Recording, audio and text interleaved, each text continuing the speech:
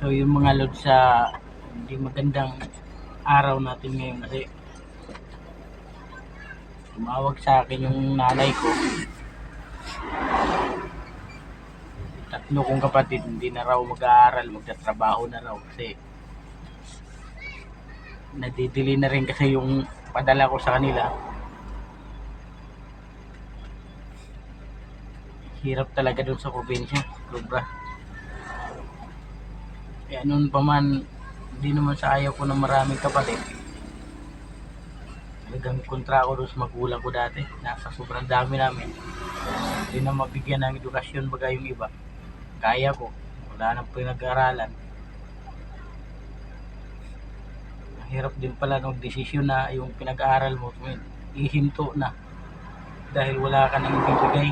Wala ka nang pagsuporta.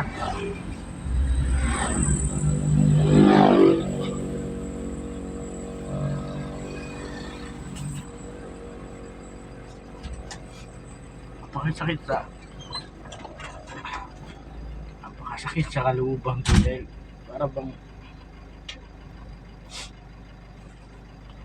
wala akong nagawa para matupad yung pangarap nila makapagtapos sa pag-aaral.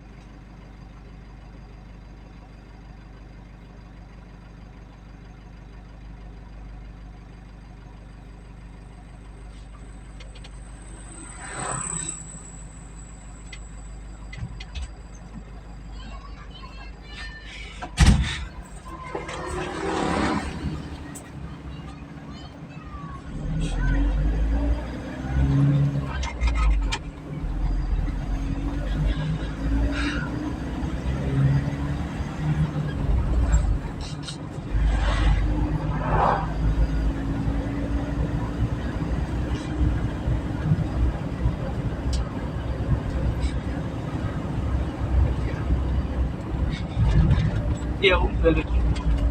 Pero nahihirapan na rin ako kasi pero di na rin ako pamilya. Hindi nung kagaya dati na binata bago. Naiiyak na ako kasi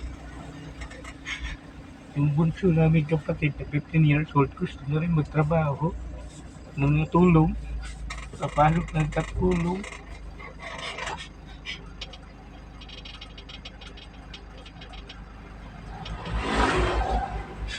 Iba mga kapatid ko naman na pinag-aral ko noon wala rin.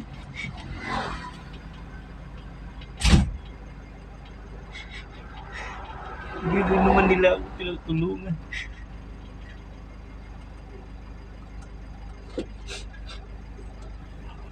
Naawa ako sa mga kapatid ko na gustong mag-aral. Pero wala akong nagawa.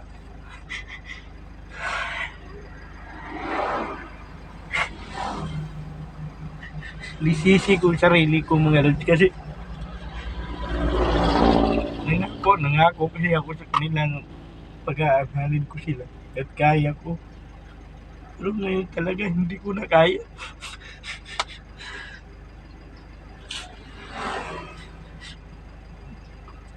Tumawag sa akin kanina. Meron daw kukuha sa kanila doon. Pamamasayan. Katulong daw muna sila.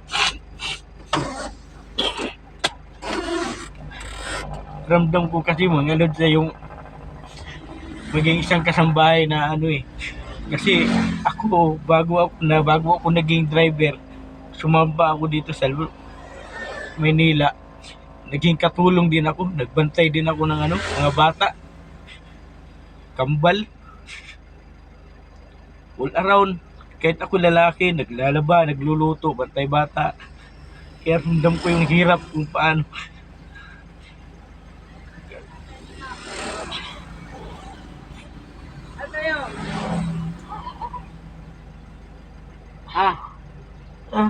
Ano sa'yo? Sting na lang san. Walang sting. Iya mo na, walang na.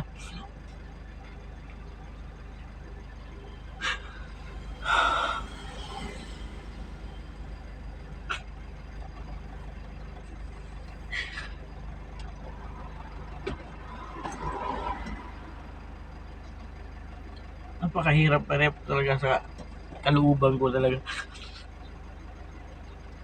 Nung iniyakan ako ng kapatid ko kanina, habang kausap ko siya,